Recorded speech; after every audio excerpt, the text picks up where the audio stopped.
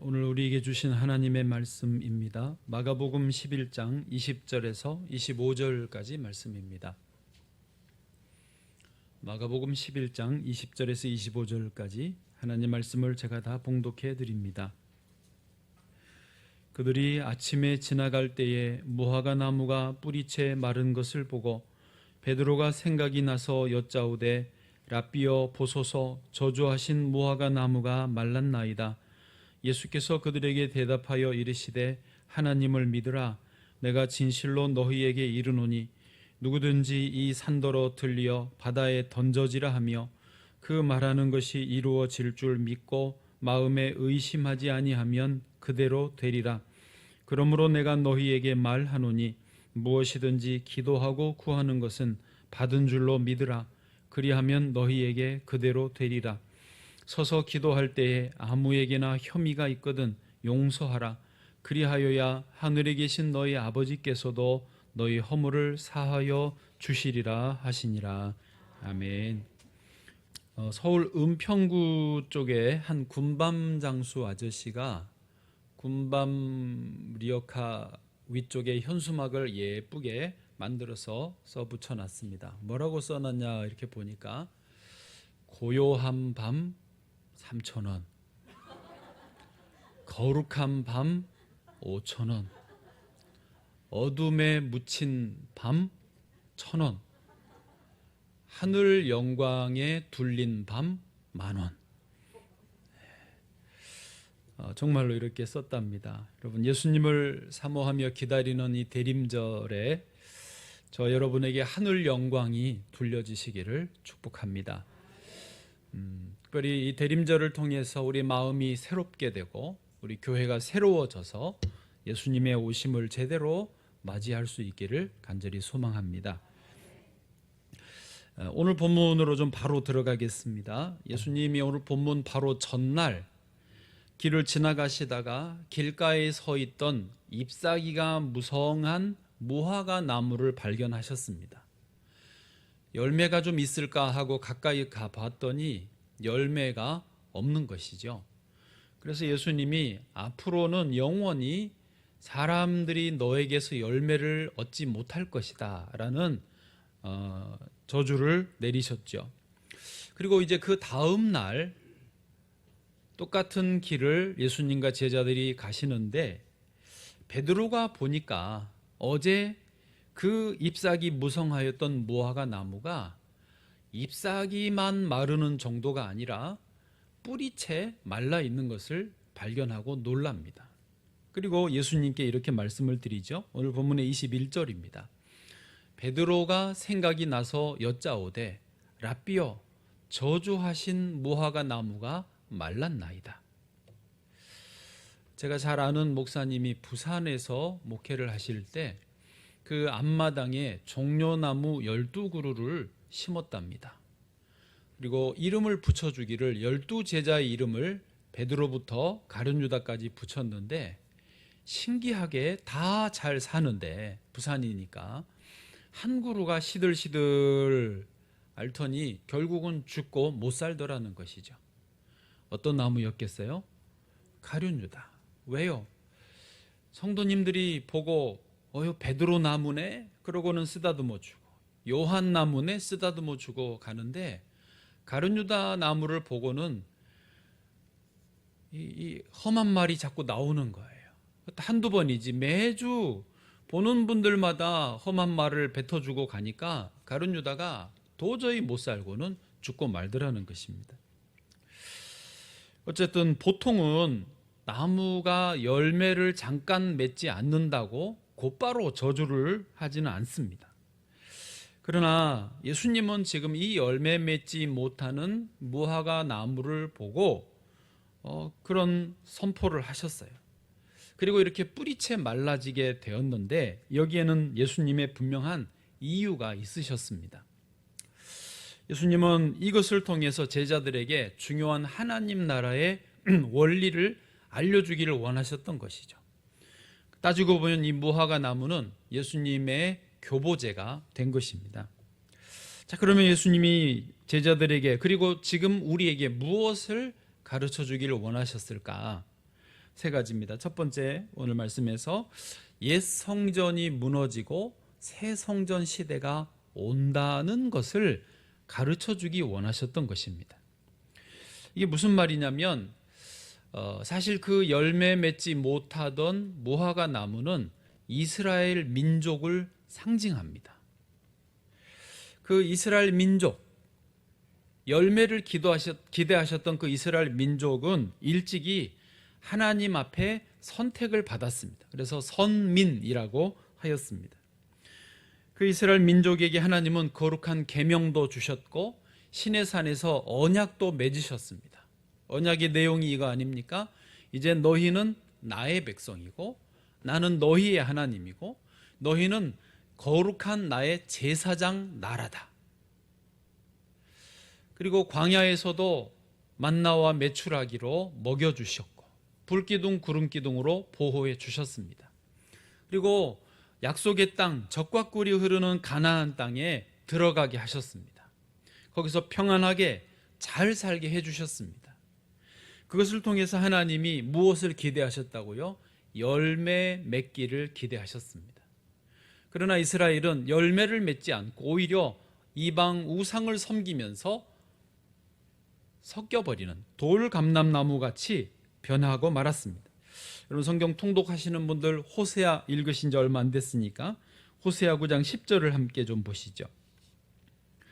옛적에 내가 이스라엘을 만나기를 광야에서 포도를 만남같이 하였으며 너희 조상들을 보기를 무화과 나무에서 처음 맺힌 첫 열매를 봄같이 하였거늘.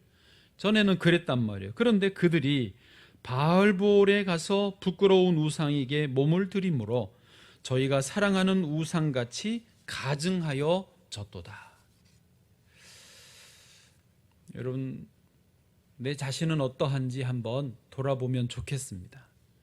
하나님 앞에 나는 열매 맺는 무화과 나무인지, 하나님 앞에 온전히 열매를 맺어 드리는 그리스도인인지 그렇지 않은지 한번 점검을 해보면 좋겠습니다. 아예 꺼도 괜찮을 것 같죠? 예. 이스라엘은 신앙 공동체였기 때문에 그 중심은 성전입니다. 그런데 그 중심된 성전이 더 이상 거룩한 성전이 아니었고 우상을 섬기는 성전이 됐습니다. 또 인간들이 주인 되어버린 성전이 됐습니다. 장사하는 성전, 시장 바닥이 되고 말았습니다. 그래서 오늘 본문에서 예수님이 바로 전날 또 성전에 먼저 들리셨거든요. 그때 성전을 정화하는 작업을 하셨어요. 오늘 본문이 마가복음 11장 20절부터인데 앞에 15절부터 그 내용이 나와요. 성전에서 장사하는 사람들을 다 내쫓으시고요. 환전상들의 돈판을 다 엎으시고요. 가축들, 비둘기 판매하는 그것들을 다 내쫓으셨습니다. 그리고 외치신 말씀이 이거예요. 17절 말씀 같이 읽어보시죠. 시작. 이에 가르쳐 이르시되 기록된 바 내 집은 만민이 기도하는 집이라 칭함을 받으리라고 하지 아니하였느냐. 너희는 강도의 소굴을 만들었도다 하시매. 아멘. 예, 거기 만민이 기도하는 집, 이 원래 성전의 의미인데 강도의 소굴로 변해버렸다라는 것이죠. 그래서 강도의 소굴로 변해버린 이 성전, 이게 이제 옛 성전인데 이거를 무너뜨리시고 다시 원래 만민이 기도하는 집에 원래 의미의 새 성전을 세우시겠다라고 하시는 것이 예수님의 말씀인 것입니다. 여러분, 우리가 옛 성전을 무너뜨리고 새 성전을 세우기 위해서 우리가 무엇을 어떻게 하면 좋겠습니까? 옛 성전을 무너뜨리고 새 성전을 세우기 위해서 우리가 할 일은 아무것도 없습니다. 오직 예수님이 이 모든 일을 이루어 주셨습니다. 예수님이 이 땅에 오신 이유도, 예수님이 갈릴리에서 예루살렘으로 올라가신 이유도 옛 성전을 무너뜨리고 새 성전을 세우기 위해서였습니다. 예수님이 예루살렘에 입성하시니까 대제사장들과 서기관들에게 붙잡히셨습니다. 그리고 공회, 재판 자리에 섰습니다. 거기에 선 모든 재판원들이 공회원들인데 그들은 이미 내부적으로 결정을 했어요. 이 나사렛 예수를 사형에 처하자. 이 나사렛 예수를 죽여서 없애자. 그들은 이미 결정을 했고 그것을 이제 판결로 내리기 위해서 거짓 증인들을 세웁니다. 그 거짓 증인이 나와서 이렇게 증언하는데 이게 말이 기가 막혀요. 마가복음 14장 58절입니다. 같이 읽어보세요. 시작. 우리가 그의 말을 들으니 손으로 지은 이 성전을 내가 헐고 손으로 짓지 아니한 다른 성전을 사흘 동안에 지으리라 하더라 하되. 아멘. 이 거짓 증인이 예수님에게 대해서 지금 이렇게 말을 하는데 이게요 기가 막히게 딱 맞는 말이에요. 기가 막히게 예수님이 하시려고 하는 일을 정확히 표현하고 있습니다. 뭐라고요? 그분이 이 손으로 지은 이 성전을 헐고, 예수님이 이 성전을 헐려고 하시거든요. 그리고 새 성전을 다시 사흘 안에 지으시겠다라고 하는 것이 예수님이 하시려는 건데 이 증인이 말을 합니다. 실제로 예수님은 십자가에 달려 죽으셨고 3일 만에 부활하심으로 이 일이 성취됩니다. 예수님이 죽으심으로 옛 성전이 무너지고 다시 부활하심으로 새 성전이 세워진 것입니다. 그리고 이 새 성전에 온 열방의 사람들을 들어오라고 초청하신 것입니다. 할렐루야. 지금 우리는 이제 어느 성전 시대에 살고 있습니까? 새 성전 시대에 살고 있습니다. 예수님의 초청을 받아서 우리는 지금 새 성전 시대에서 은혜를 누리고 있는 것입니다. 사도 바울은요 이제 이것을 정확히 이해했어요. 새 성전이 곧 예수 그리스도다. 예수 그리스도가 곧 새 성전이다. 예. 에베소서 1장 22절 23절에 이것을 표현했어요. 읽어보세요. 시작. 또 만물을 그의 발 아래에 복종하게 하시고 그를 만물 위에 교회의 머리로 삼으셨느니라.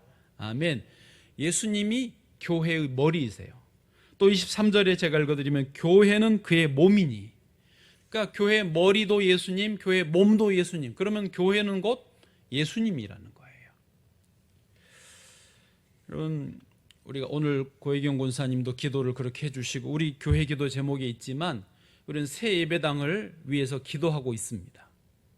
그런데요, 분명히 우리가 서로 알고 전제해야 될 게 있습니다. 우리에게 하나님이 새 예배당을 주시긴 하겠지만은 그러기 위해서 먼저 우리 각자가 하나님 앞에 올바른 성전으로 세워져야 된다는 것입니다.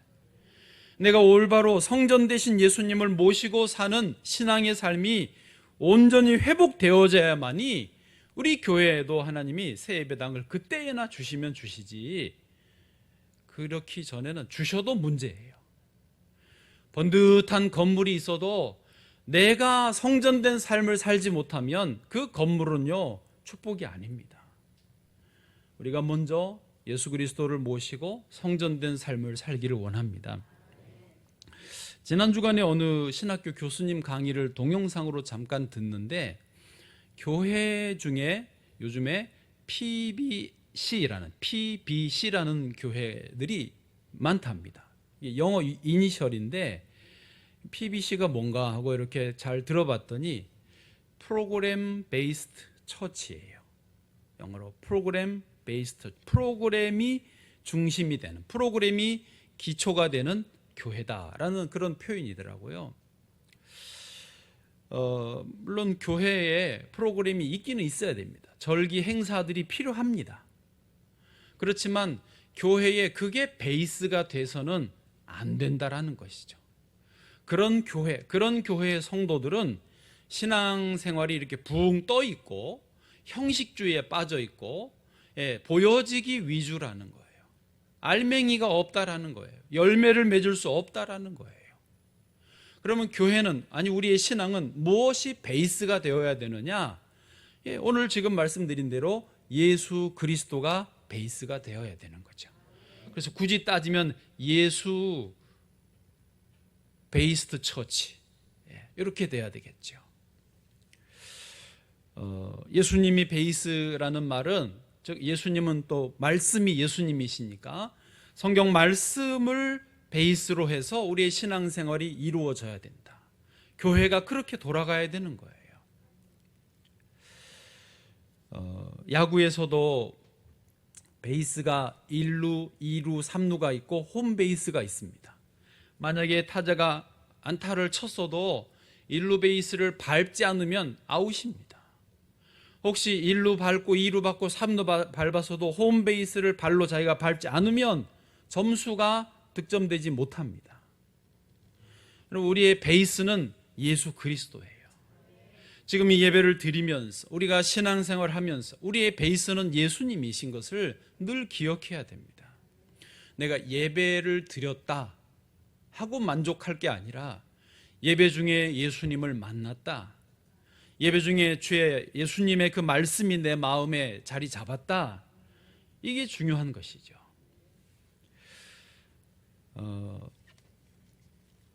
저는 우리 교회 모든 성도들이 저를 포함해서 예수 그리스도를 베이스로 하여서 건강한 교회 되기를 간절히 소망합니다.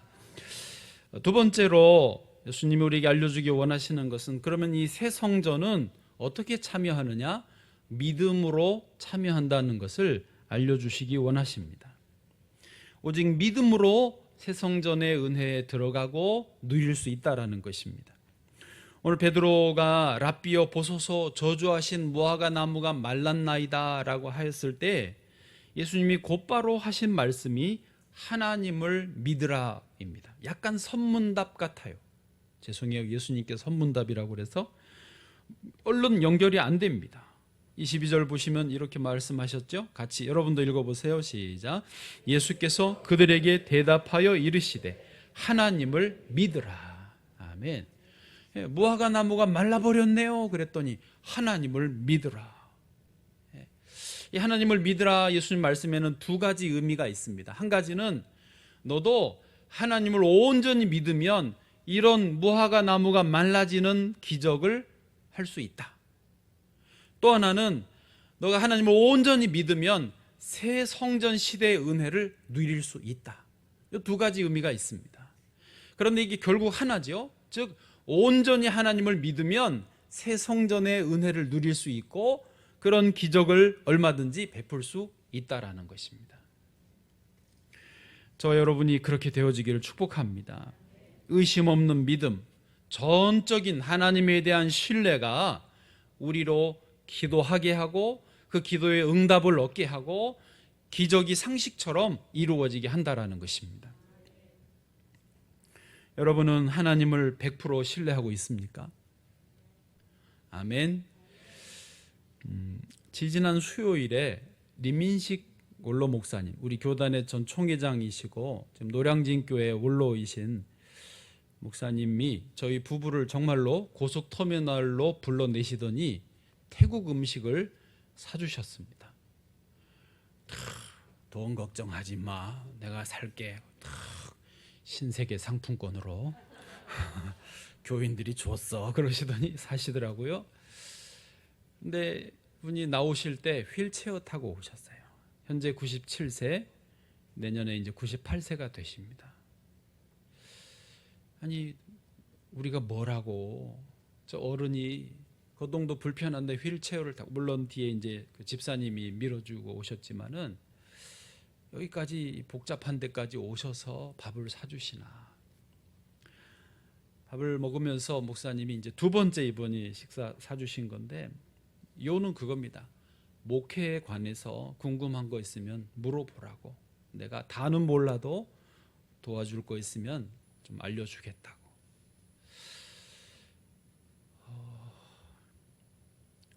일단 목사님은 연세가 많지만 그래도 건강하신 편이에요. 다리가 힘이 없으실 뿐이지만은 음식도 잘 드시고 많이는 안 드시더라고요. 가리는 것 없고 그때 말씀드린 대로 커피를 드시는데 설탕을 상당히 많이 쳐서 드시고, 아메리카노의 커피를 그 시럽을 제법 넣어서 가져왔는데 덜 달다고 더 시럽을 추가해서 가져왔습니다. 그런데도 얼굴은 아주 피부가 우윳빛처럼 뽀얗고 화장품 일절 안 쓰신대요. 평생 스킨로션 안 바르셨대요. 아예 집에 없대요. 그리고 그 눈빛이나 얼굴 표정이 맑고 순수하더라고요. 제가 그 앞에 있는데 부끄러웠어요. 제가 더 맑지 않은 거예요, 눈빛이. 제 생각에. 그만큼 맑고 어린아이처럼 순수하시더라고요. 그러면서 저에게 해주신 말씀이 그거예요. 이양재 목사에게 내가 경험한 것을 똑같이 하라고 강요할 수는 없겠지만, 그게 전제입니다. 그러시면서 당신은 중국에서 태어나셨고 북한에서 어린 시절을 지냈고 신앙과 자유를 찾아서 홀로 남하했다는 것입니다. 남한에서 자리 잡고 공부하고 목회를 할 때에 누구 하나 도와줄 사람이 없었대요. 누구 하나 가서 찾아가서 부탁할 사람이 없었대요. 돈도 없고, 그때는 또 더더군다나 우리나라가 전쟁 직후에 너무 어려운 시절이라 다 어려웠습니다. 그래서 목사님 말씀이, 그래서 나는 하나님밖에는 의지할 분이 없었다는 거예요. 그래서 하나님을 우리가, 목사님 말씀에 하나님을 내가 믿는다라고 하는 그런 말의 의미는 100% 전적인 신뢰를 의미한다. 그러면서 저한테 그러시는 거예요. 그때 나에 비해서 이양재 목사는 교회 장로님 몇이야? 물으시고, 장로님들도 있고, 또 뭐 아직 이제 목사님에 비해서는 아직 젊고, 뭐 요즘은 먹을 것도 많고 병원도 좋고 전문가들도 많으니 하나님을 믿는다고 할 때 정말 100% 하나님을 믿는가? 그 말씀을 듣는데요, 제가 내가 믿는 게 아니구나. 내 믿음은 오염되어 있구나. 온전한 순도 100%의 믿음이 아니구나. 그래서 내가 이 믿음 생활을 하면서도 하나님의 이 능력을 체험을 잘 못하는구나. 최근에 이것을 제가 그렇구나, 이걸 깨달았어요. 달리 보면 목사님의 그 순수한 맑은 어린아이 같은, 그러면서도 편안하신 게 어디에서 오는 것인가? 전적으로 하나님을 신뢰하는 그 믿음에서 나오는 것임을 제가 눈으로 보았어요. 이렇게 말씀을 듣고 앉아 있으면서 제가 너무 감동이 되고 너무 고마워서 저도 모르게 눈에서 눈물이 글썽글썽했어요.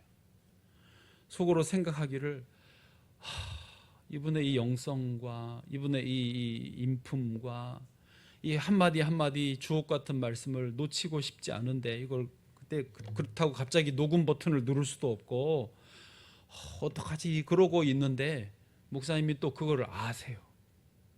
말도 안 했는데, 나에 관해서 책이 하나 나왔는데 읽어봤어? 얼마나 죄송하든지. 못 읽어봤는데요. 그랬더니 제가 사보겠습니다.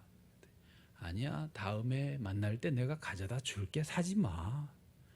책 사면 목사님 좋으실 텐데 사지 말라고 그러시는 거예요. 그런 욕심이 없는 거예요. 그리고는 또 한 권이 지금 쓰여지고 있는데, 그러면 또 그거 줄게. 여러분, 하나님의 말씀은 진리입니다. 우리가 그대로 믿고 그대로 살면 우리 삶이 그 말씀 그대로 혜택과 은혜와 축복을 누리는 것이죠. 문제는 우리가 스스로 접고 생각한다는 거예요.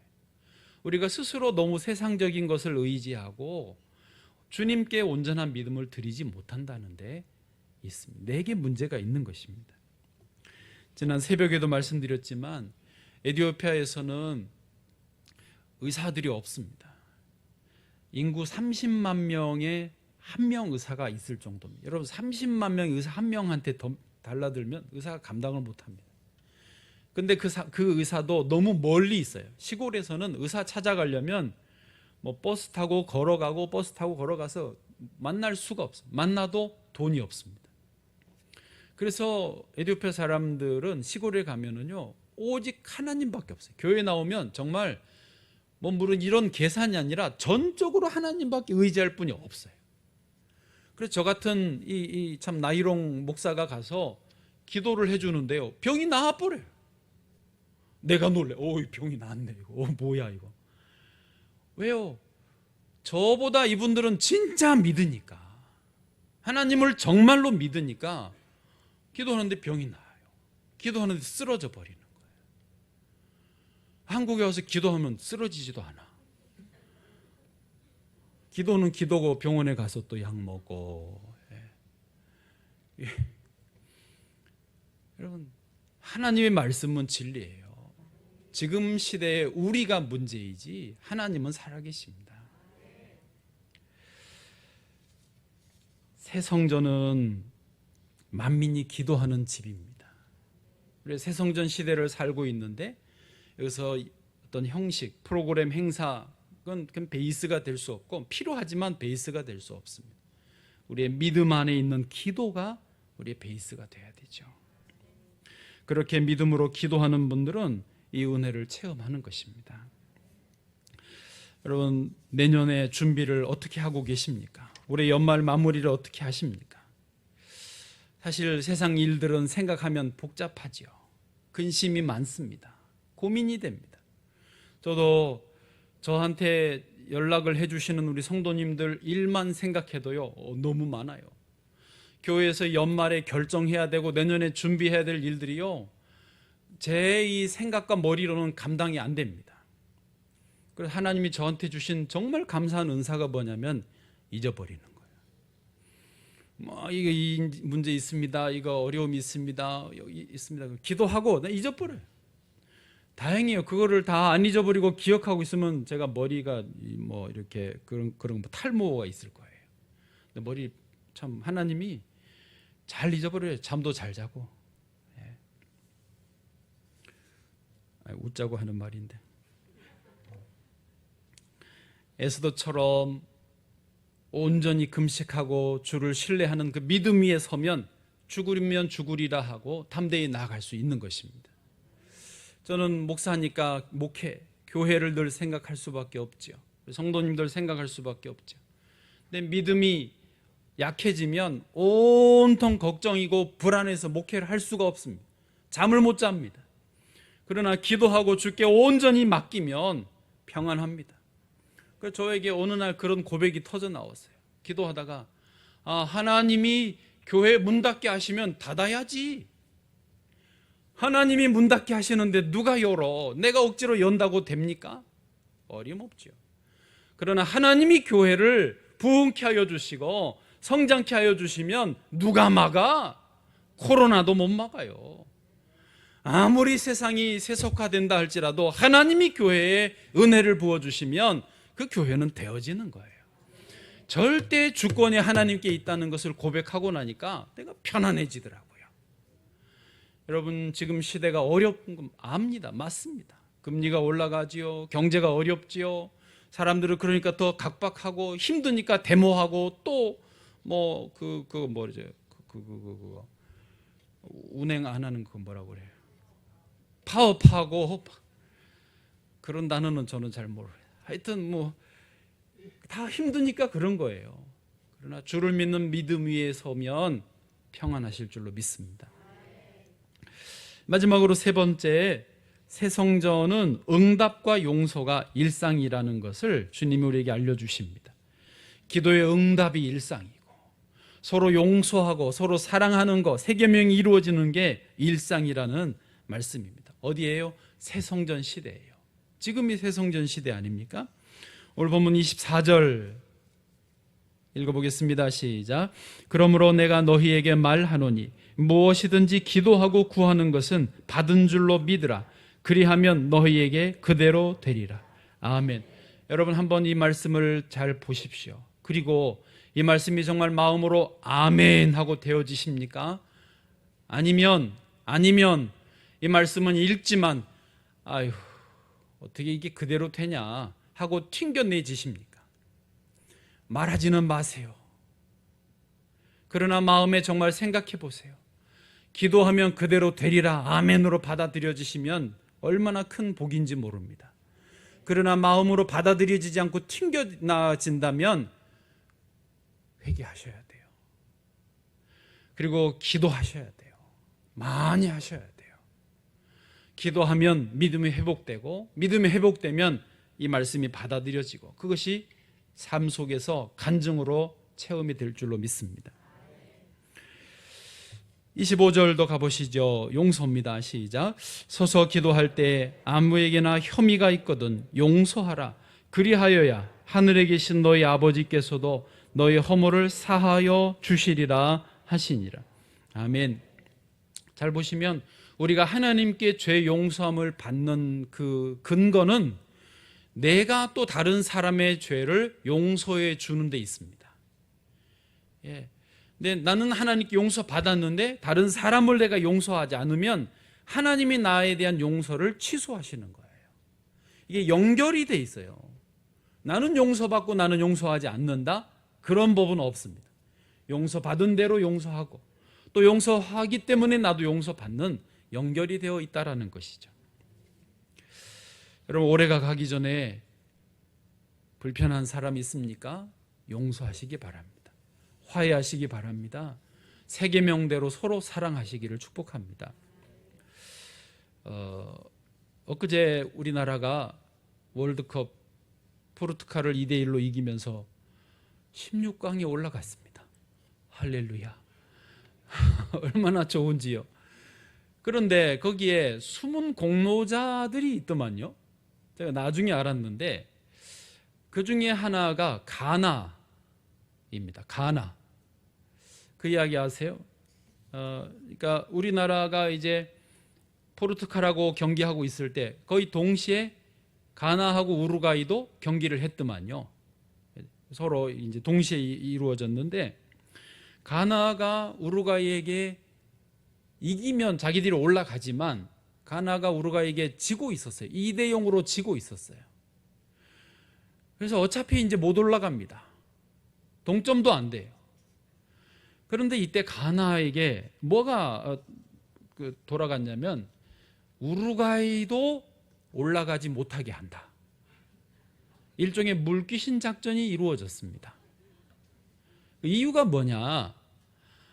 우루과이의 주장인 수아레스가 있는데 이 수아레스에게 마음에 앙심이 생긴 거예요. 한번 화면 좀 보여주실까요? 저기 이제 가나 대통령까지도 우루과이의 복수 기다렸다. 이게 뭔 소리냐면 우루과이의 주장 수아레스가 12년 전 2010년도 남아공 월드컵 때 그때 8강에서 가나와 우루과이가 붙었대요. 그런데 이 수아레스가 그때 핸드볼로 이 골을 막아버렸어요. 손으로. 그 골대 앞에서 가나 선수 헤딩으로 했는데 수아레스가 자기도 모르게 손으로 공을 쳐서 막았어요. 골키퍼도 아닌데. 그래서 빨간 레드카드 받고 퇴장을 당했거든요. 퇴장을 당하는 길에 이제 가나 선수가 페널티킥을 찼는데 이 골대 맞고 나가버렸어요. 그러니까 수아레스가 나가는 길에 좋아가지고 펄펄 뛰는 거예요.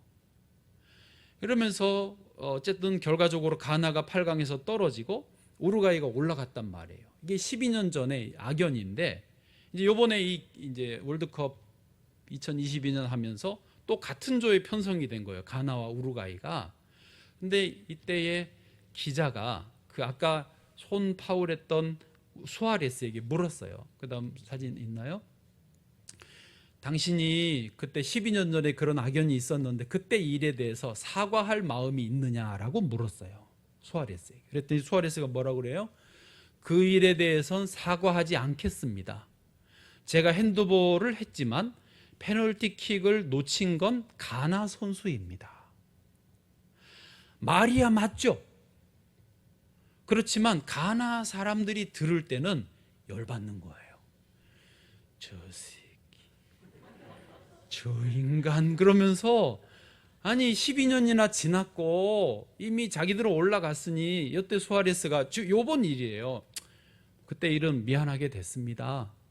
그러면 끝날 일을 나는 아무 잘못이 없고 왜 니네가 페널티킥에 실축을 하느냐, 니네 잘못이지 내 잘못은 없다라고 한 거예요. 완전히 대통령부터 국민들로부터 감독과 선수들이 우루과이는 잡는다, 이게 이제 이를 악문 거예요. 그 다음에 보시면 그래가지고 이제 그 가나 우루과이가 이제 할 때 두 골을 내준 가나니까 어차피 이기는 건 물 건너 갖고 무슨 작전?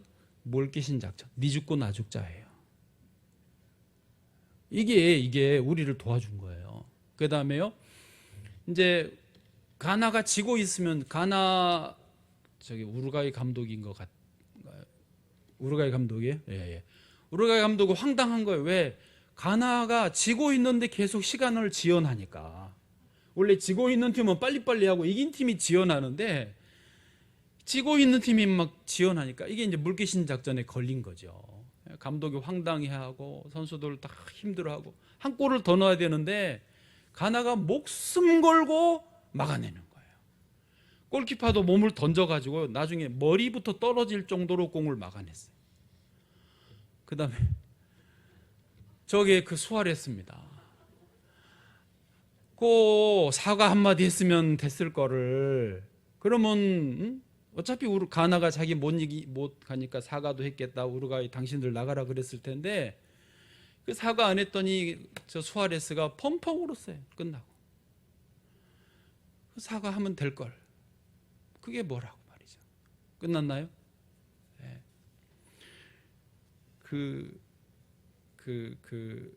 가나에서 국민들이 길거리에서 뭐라고 외쳤냐면 우루과이 아웃, 우루과이 아웃. 그리고 코리아 최고, 코리아 최고. 우리나라 국민들도 가나가 너무 고마워가지고 가나 초콜릿을 많이 사 먹었다는 얘기. 정말로 M1 아무 상관도 없는데 가나 초콜릿이 많이 팔렸대요. 여러분 참 우리한테는 감사한 일이지만은 용서하고 용서하지 않을 때의 그런 차이가 뭔지, 이게 그 위에 하나님이 계시는 거예요.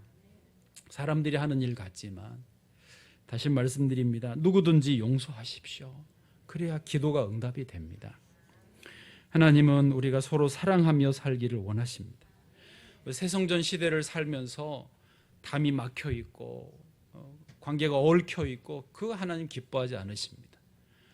서로 사랑할 때에 하나님의 새성전의 은혜가 저 여러분과 우리 교회에 넘쳐나게 될 줄로 믿습니다.